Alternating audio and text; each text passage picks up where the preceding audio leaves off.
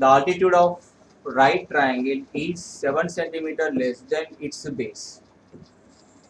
చూడండి ఇప్పుడు ఏది ఆల్టిట్యూడ్ అవుతుంది? Let us say this is A, B, C. Altitude ఏది అవుతుంది? సైడ్ AB అనేది ఆల్టిట్యూడ్ అవుతుంది. ఓకేనా? సో స్ట్రైట్ గా ఉంటుంది ఆల్టిట్యూడ్, పర్పెండిక్యులర్ గా ఉంటుంది హారిజాంటల్ లైన్ తో. ఓకే, అది ఆల్టిట్యూడ్ అవుతుంది. So the altitude of right triangle is 7 centimetre less than its base. అంటే ఇది బేస్ అవుతుంది. బేస్ లో ఉంది BC. BC అనేది ఏంటి? Base. So let us say base X అనుకుంటే దీంతో X తో కంపేర్ చేస్తే ఇది ఎంత తక్కువ ఉంది? ఆల్టిట్యూడ్ ఎంత తక్కువ ఉంది? సో ఇట్లా గీద్దాం. అట్లయితే మీకు ఈజీగా అర్థమైంది. లేకపోతే ఇప్పుడు ఏది ఎక్కువ ఉంది ఏది తక్కువ ఉందో మీకు అర్థమవుతుందా? ఇప్పుడు ఈ డ్రాయింగ్ తోటి చూద్దాం. సో ఇప్పుడు చూడండి, this is ABC, ABC triangle. ఇప్పుడు చూడండి, ఈ సైడ్ AB లెంత్ కొంచెం తగ్గింది కదా. ఓకే, సో ఇది X సెంటీమీటర్ అనుకుంటే ఇది దీంతో కంపేర్ చేస్తే ఎంత తక్కువ ఉంది? X మైనస్ 7 సెంటీమీటర్ తక్కువ. అంటే X మైనస్ 7 అంటే -7 తగ్గింది. X minus 7 centimeter. Okay, then already they given the AC value. AC value ఎంత ఇచ్చారు? 30. AC is the hypotenuse. అంటే Pythagoras theorem మనం ఇక్కడ అప్లై చేయాలి. Okay, so now you write down here. So ఇక్కడ రాయండి ఇలాగా. Let the base of triangle is X centimeter and its altitude ఏమవుతుంది? Then altitude be X minus 7. Altitude becomes X minus 7 centimeter. Okay, let the base of the triangle be X centimeter, then altitude it be X minus 7 centimeter. Okay, so hypotenuse they given here 13 centimeter.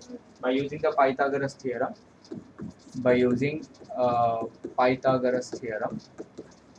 Pythagoras theorem. So what is the Pythagoras theorem? So hypotenuse square and AC square is the hypotenuse. AB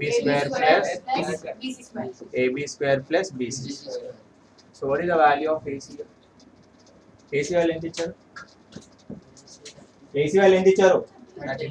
13 square equal to AB square value X minus 7 whole square plus BC X square.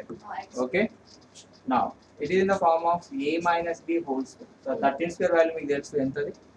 13 square value is 169. Yes or no? 169. ఇది ఏ form లో ఉంది? A minus B whole square form లో ఉంది. అవునా కదా? దీన్ని ఎలా రాసుకోవచ్చు?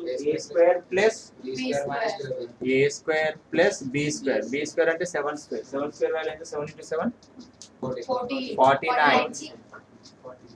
7 into 7 square is 7 into 7 is 49 minus 2 into 7 into x minus 14x plus x square. Okay, so now 169 equal to x square plus 49 minus 14x plus x square. ఇప్పుడు చూడండి, ఈ 169 కూడా ఇటువైపు తీసుకొద్దాం. So x square plus x square ఏమవుతుందో చెప్పండి? x square plus x square is 2x square. ఇక్కడ ఏముంది? Minus 14x. ఓకే, సో ఇక్కడ 49, ఇక్కడ ఏముంది? 169. ఓకే, ప్లస్ 169 ఒకవైపు ఇటువైపు తీసుకొస్తే ఏమవుతుంది? మైనస్ 169 అవుతుంది. ఓకేనా? ప్లస్ 169 ఇటువైపు తీసుకొస్తే మైనస్ 169 అవుతుంది. ఇప్పుడు 169 మైనస్ 49 చేయండి. ఎంత వస్తుంది? 9 minus 9 0, 6 minus 4 2, 120. బట్ దీనికి ప్లస్ ఉంది, దీనికి మైనస్ ఉంది. అంటే పెద్ద నెంబర్ కి నెగిటివ్ సైన్ ఉంది కాబట్టి దీనికి ఏమొస్తుంది? మైనస్ 120 అవుతుంది. ఓకేనా? So 2x square minus 14x minus 120 equal to 0. Is it correct? Now you 2 take as a common. Okay, so 2 ని ఇప్పుడు కామన్ తీస్తే ఏమొస్తుంది అంటే, ఎందుకంటే అన్ని ఈవెన్ నెంబర్స్ ఉన్నాయి చూడండి, అన్ని ఈవెన్ నెంబర్స్ ఉంటే 2 ని మనం కామన్ తీయొచ్చు. సో 2 ని కామన్ తీసాక రిమైనింగ్ టర్మ్స్ ఏమొస్తుంది? x square minus 7x minus 2 6 12 60 equal to 0. So x square minus 7x minus 60 equal to 0. ఇప్పుడు మీరు 2 నెంబర్స్ ని సెలెక్ట్ చేసుకోవాలి. ఆ 2 నెంబర్స్ ఇంటూ చేస్తే -60 రావాలి, యాడ్ చేస్తే -7 రావాలి. ఏంటా 2 నెంబర్స్? సో ఇది -60 అండ్ -7 ని మనం ఎలా స్ప్లిట్ చేయొచ్చు అంటే 12 అండ్ 5 గా స్ప్లిట్ చేయొచ్చు. 12 5 60 కదా, కాకపోతే -60 రావాలి కదా అండ్ -7 రావాలి. సో ఈ 4 కాంబినేషన్లో ఇక్కడ ఇచ్చిన 4 కాంబినేషన్స్లో ఏ కాంబినేషన్స్ మ్యాచ్ అవుతున్నాయి చెప్తారా? ఏ కాంబినేషన్ మ్యాచ్ అవుతుంది? -12 అండ్ 5. చూడండి, -12 into 5 is -60, -12 plus 5 is -7. Okay, so ఇప్పుడు దీన్ని ఎలా స్ప్లిట్ చేయాలి మరి? ఎలా స్ప్లిట్ చేద్దాం? x² - 7x, -7x ని మనం ఎలా స్ప్లిట్ చేద్దాం? -12x plus 5x -60 equal to 0. From first to 2 terms, which one we can take common? X we can take common, so this we can write as x -12. From the next to 2 terms, which one we can take common? 5 we can take as a common, so this is x -12. So this we can write as x plus 5 into x -12 equal to 0. Okay, so ఇప్పుడు ఏం చేయాలంటే నేను అడిగినప్పుడే మీరు reply ఇవ్వండి. So ఇప్పుడు ఏం చేయాలంటే ప్రతి టర్మ్ ని 0 కి ఈక్వల్ చేసుకోవాలి. Okay, first term you make it equal to 0. What is the first term here? x plus 5. You make it equal to 0. x plus 5 equal to 0. So plus 5 ని divide చేస్తే x equal to -5. అట్లా. What is the next term? x -12. So x -12 you make it equal to 0. -12 when you take it that side, it will become plus 2. Okay, the answer is the side of the triangle cannot be a negative value. అప్పుడు ఏది ఏ వాల్యూని consider చేయాలి? Only 12 ని మాత్రమే consider చేయాలి. ఒకవేళ x value 12 అయితే, అసలు బేస్ వాల్యూ 12 అయితే మరి ఆల్టిట్యూడ్ వాల్యూ ఏమవుతుంది? x -7 అన్నాం కదా, ఆల్టిట్యూడ్ ఏం తీసుకున్నాం మనం? x -7. సో 12 -7 అంటే ఎంత వస్తుంది ఇప్పుడు? 5. Therefore the base and altitude of the right angle triangle is 12 and 5. అంటే ఇప్పుడు ట్రయాంగిల్ ఇది తీసుకున్నాం కదా, సో ఇలా ఉంది కదా ట్రయాంగిల్.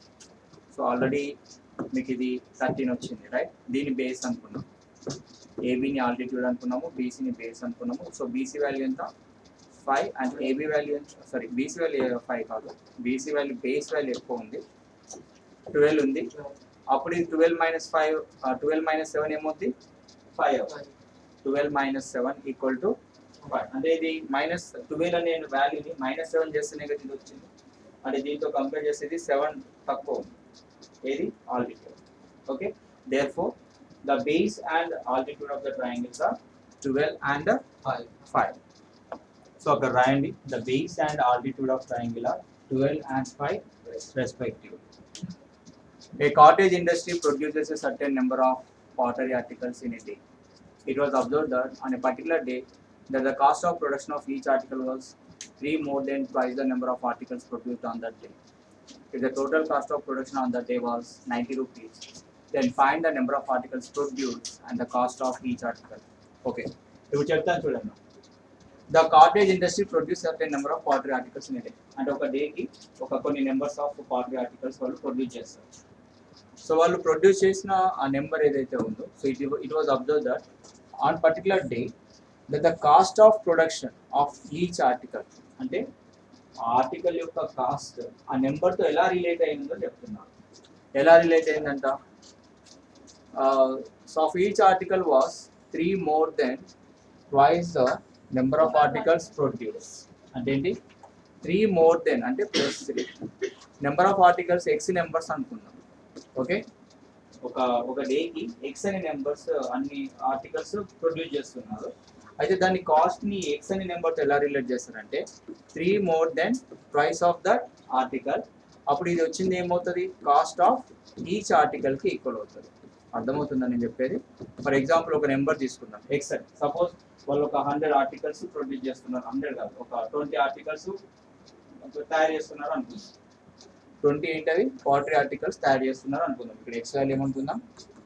20. ఇప్పుడు కాస్ట్ని ఎలా డిఫైన్ చేస్తారంటే వాళ్ళు ట్వైస్ ఆఫ్ దిస్ నెంబర్, అంటే 2 into 2 అంటే 3 more than twice of this number. అది కాస్ట్ ఆఫ్ ఈచ్ ఆర్టికల్కి ఈక్వల్ అవుతుందట. అంటే 2 into 20 ఎంత? 40. 40 plus 3 43. ఈ 43 రూపీస్ అనేది కాస్ట్ ఆఫ్ ఈచ్ ఆర్టికల్ అవుతుంది. నేను చెప్పేది అర్థమవుతుందా? 20 ఆర్టికల్స్ ప్రొడ్యూస్ చేస్తున్నారు. ఆ 20 ఆర్టికల్స్ తోని దాని యొక్క కాస్ట్ లింక్ చేస్తారు. ఎలా అంటే 3 more than twice of number of articles. అది కాస్ట్ ఆఫ్ ఈచ్ ఆర్టికల్ కి ఈక్వల్ అవుతుంది. అయితే ఆ రోజు ఎన్ని ప్రొడ్యూస్ చేస్తారో ఆర్టికల్స్, అయితే కాస్ట్ ఆఫ్ ఈచ్ ఆర్టికల్ ఎంత ఉంటుంది. అది ఇక్కడ ఇంకొక హింట్ కూడా ఇచ్చాడు. If the total cost of production on the day was how much year 90. అంటే టోటల్. ఇప్పుడు మనకి టోటల్ రావాలంటే ఏం చేయాలి? ఒక్క ఆర్టికల్ కాస్ట్ 43 రూపీస్ వచ్చింది. మరి 20 ఆర్టికల్స్ అంటే ఏం చేయాలి? 20 ఆర్టికల్స్ ఇంటూ 43 ఎంతో కొంత వాల్యూ వస్తుంది కదా. వాళ్ళకి ఎంత వచ్చిందంట మొత్తం కాస్ట్, అది మొత్తం అమ్మేస్తే వాళ్ళకి ఎంత వస్తుంది అప్పుడు? ఆ రోజు ఎంత వచ్చిందంట? 90 రూపీస్ వచ్చిందంట. అర్థమవుతుందా? అంటే ఏం చేస్తాం ఇక్కడ 20 ఇంటూ 43 చేసినట్టే ఇక్కడ ఏం చేయాలి? ఎక్స్ ఇంటూ 2x ప్లస్ 3 చేయాలి. ఎక్స్ అనేది number of articles, 2x plus 3 అనేది కాస్ట్ ఆఫ్ ఈచ్ ఆర్టికల్ అవుతుంది. అర్థమవుతుందా? అప్పుడు X into 2x plus 3 equal to దేనికి ఈక్వల్ చేసుకోవాలి?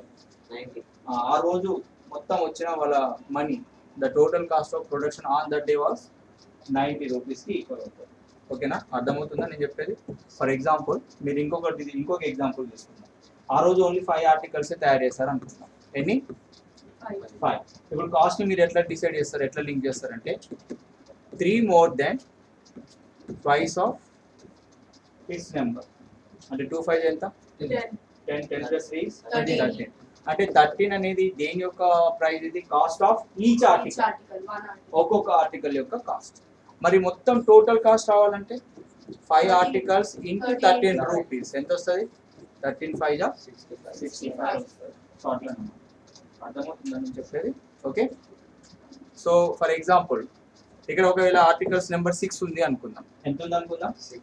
ఆర్టికల్స్ నెంబర్ ఆ రోజు ప్రొడ్యూస్ చేసింది 6 అనుకుందాం, జస్ట్ అనుకుందాం.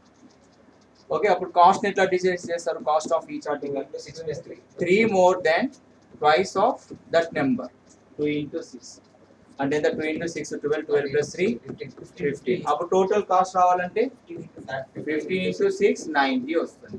ఇదే నెంబర్ క్వశ్చన్ లో కూడా ఇదే ఉంది. ఎంత వచ్చింది వాళ్ళకి? 90. అంటే number of articles produced is 6 and cost of each article is 15. ఇది ట్రయల్ అండ్ ఎర్రర్ మెథడ్ లో వచ్చింది మనకు అనుకోకుండా. సో యాక్చువల్ గా ఈ 6 and 15 ఎట్లా వస్తాయో చూద్దాం. ఓకే, ఇప్పుడు అర్థమైందా? ప్రొసీజర్ అర్థమైందా? అండ్ ఇప్పుడు ఏమందామంటే the cost of each article find out చేయడానికి ముందు let the number of articles be ఏమనుకోవాలి చెప్పండి? Number of articles be. Articles ఎన్ని ఉన్నాయి? Number of articles be x అనుకోండి. ఓకేనా? మరి కాస్ట్ ఆఫ్ ఈచ్ ఆర్టికల్ ఎలా డిసైడ్ చేస్తారు వాళ్ళు? Cost of each article equal to ఎలా డిసైడ్ చేస్తారు? 3 more than twice of article number, 2x plus 3 అంతే కదా. వాళ్ళు ఇచ్చింది 3 more than twice the number of the articles. 3 more than అంటే 3ని యాడ్ చేయాలి. twice the number అంటే 2 into x of that article, 2x plus 3. ఇప్పుడు టోటల్ కాస్ట్ రావాలి అంటే ఏం చేయాలి? టోటల్ కాస్ట్ రావాలంటే cost of the total cost of production on the day. Total cost of production on the day ఏముంది? Total cost రావాలంటే 90. Wait, total cost మనకి 90 వచ్చింది కదా.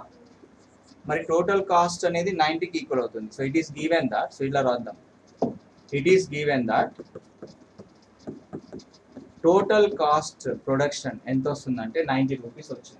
ఓకే, 90 రూపీస్ ఎట్లా వస్తుంది మనకి? Number of articles into its price total వస్తుంది. అప్పుడు నెంబర్ ఆఫ్ ఆర్టికల్స్ ఇక్కడ ఏముంది? ఎక్స్ ఉంది. కాస్ట్ ఆఫ్ ఈచ్ ఆర్టికల్ ఎంత ఉంది? 2x plus 3. ఇలా ఇంటూ చేస్తే వచ్చింది ఎంతకి ఈక్వల్ అవ్వాలి? 90 రూపీస్కి ఈక్వల్ అవ్వాలి. అంతే కదా, ఇందాక మనం చేసినట్టే చేస్తున్నాం. నెంబర్ని దాని యొక్క కాస్ట్ ప్రైస్, ఈచ్ ఆర్టికల్ యొక్క కాస్ట్ ప్రైస్తో మల్టిప్లై చేస్తే టోటల్ కాస్ట్ వస్తుంది. Okay, total cost production on that day is 90 rupees. So దీన్ని మల్టిప్లై చేయాలి, ఎక్స్ని 2x plus 3తో మల్టిప్లై చేయాలి. సో ఇప్పుడు ఏమవుతుంది చెప్పండి? ఇప్పుడు ఏమవుతుంది? ఎక్స్ ఇంటూ 2x plus 3 ఏమవుతుంది? 2x square. 2x into x is 2x square. x into 3 ఏమవుతుంది? 3x. 2x square plus 3x equal to 90. 2x square plus 3x minus 90 equal to 0. ఏం common చేయడానికి లేదు. చూడండి ఇక్కడ 2 ఉంది, ఇక్కడ ఈవెన్ ఉంది, ఇక్కడ ఆడ్ నెంబర్ ఉంది. సో కామన్ తీయలేము, అన్ని ఈవెన్ నెంబర్లు ఉంటే 2ని కామన్ తీయచ్చు. ఓకేనా. సో ఇప్పుడు దీన్ని స్ప్లిట్ చేయండి. మిడిల్ టర్మ్ స్ప్లిట్ చేసేటప్పుడు కోఫిషియంట్ ఇక్కడ ఏముంది 2, ఇక్కడ కోఫిషియంట్ ఏముంది సార్, ఇక్కడ కాన్స్టెంట్ టర్మ్ ఏముంది -90. 2 into -90 ఎంత -180. మిడిల్ టర్మ్ ఏముంది +3. ఓకే, 2 నెంబర్స్ ని సెలెక్ట్ చేసుకోవాలి. సో ఇంటూ చేస్తే -180 రావాలి, యాడ్ చేస్తే 3 రావాలి. ఏంటా 2 నెంబర్లు? ఎస్, చూద్దాం. 180 మీకు తెలుసు, 180 అంటే 9 20 టైమ్స్. మనకు జస్ట్ అట్లా డ్రాగన్ నెంబర్ 4 -12 ఓకే, -12 అండ్ 15 అంట. సో చూద్దాం ఇది ఎట్లా చేయాలో చెప్తున్నా వీళ్ళకి, ఒక్క నిమిషం. సో ఫస్ట్ ప్రైమ్ ఫ్యాక్టరైజేషన్ చేయాలంటే ప్రైమ్ నెంబర్స్ యూజ్ చేసుకుంటూ పోవాలి. 290 2 హౌ మెనీ టైమ్స్ 45 టైమ్స్. ఇప్పుడు 5 ఉంది కాబట్టి 2తో పోతుంది. ఓకే, సో 3తో పోతుంది మళ్ళీ 15 3 5. ఓకే, ఇప్పుడు ఈ 3 4 ఎంత అవుతుంది? 3 4 12 అండ్ 15. ఏంటా 2 నెంబర్స్ 12 అండ్ 15. చూద్దాం 12 అండ్ 15 లో మరి ఏది మైనస్ ఏది ప్లస్? -12. ఓకే, -12 ప్లస్ 15 అంటే 15 అండ్ -12 కదా. 15 into -12 is -18. 15 - 12 is 3. సో ఇప్పుడు ఆ నెంబర్స్ ఎలా స్ప్లిట్ చేయాలి? 3x ని 15x - 12x గా రాసుకోండి. సో రెండింటిని యాడ్ చేస్తే 3 వస్తుంది, రెండింటిని ఇంటూ చేస్తే -180 కి ఈక్వల్ అవుతుంది. ఓకేనా. సో అర్థమైందా? సో ఏంటా మిడిల్ టర్మ్ ఎలా స్ప్లిట్ చేయాలి? ఇప్పుడు 2x square this 3x how we can write? Plus 15x minus 12x. This 3x we can split as plus 15x minus 12x minus 90 equal to 0. Okay. Can I take anything common from this? So x ni common తీయచ్చు, ఎందుకంటే 2 15 ఒకే table లో లేవు కాబట్టి. So x ని common తీయండి. So అప్పుడు ఏమవుతుంది 2x plus 15. So ఇందులో నుంచి కూడా 2x plus 15 రావాలంటే ఇక్కడ 2 6 అంటే 6 ని కామన్ చేయండి. ఇక్కడ ఏం కామన్ చేయాలి? 6 2 12 ప్లస్ 6 15 టైమ్స్. -6 ని కామన్ తీసాం కాబట్టి లోపల సైన్స్ చేంజ్ అవుతాయి. ఓకేనా. మైనస్ ఉన్నది ప్లస్, రెండింటికి మైనస్ ఉంది కాబట్టి రెండింటికి ప్లస్ టర్మ్ వచ్చింది. సో ఇక్కడ ఈ బ్రాకెట్ ఏ టర్మ్ అయితే వస్తుందో ఇక్కడ కూడా అదే బ్రాకెట్ లో సేమ్ టర్మ్ వచ్చేటట్టు కామన్. చూడు, -6 into 2 is -12x, -6 into plus 15 is -90. ఓకేనా. సో నెక్స్ట్ ఏం రాయొచ్చు ఇక్కడ? x minus 6 ఇంకోటి ఏంటి 2x plus 15 equal to 0. And each term you make it equal to 0. ఇప్పుడు ఏం చేయాలి? ప్రతి టర్మ్ ని ఈక్వల్ కి 0 కి ఈక్వల్ గా చేసుకోండి. సో అందులో ఫస్ట్ టర్మ్ ఏముంది చెప్పండి నాకు. What is the first term we have here? x minus 6 equal to 0. Then x value is 6. So next term ఏముంది? 2x plus 15 equal to 0. So plus 15 ఇటు వెళ్తే into 2 అటు వస్తే by 2. So x equal to -15/2. ఇక్కడ number ఎప్పుడైనా fractions లో ఉంటుందా? Negative fraction లో ఉంటుందా? ఉండదు. సో ఇది మనం కన్సిడర్ చేయాల్సిన అవసరం లేదు, దీన్ని మాత్రమే కన్సిడర్ చేయాలి. x వాల్యూ 6 అయింది అనుకో, మరి కాస్ట్ వాల్యూ ఏమవ్వాలి? కాస్ట్ ఆఫ్ ఈచ్ ఆర్టికల్ ఏమవుతుందో చెప్పండి. Therefore cost of each article ఏమవ్వాలి? కాస్ట్ ఆఫ్ ఈచ్ ఆర్టికల్ మనకి 15 రావాలి. చూడండి వస్తుందా లేదా? 2 6 12 plus 3 15. Okay, the number of articles produced in a day equal to number of articles produced in a day. ఎన్ని వచ్చాయి? number of articles produced in a day x equal to చెప్పండి 6. Okay, then cost of each article is 15 rupees. Okay, so like that you have to do.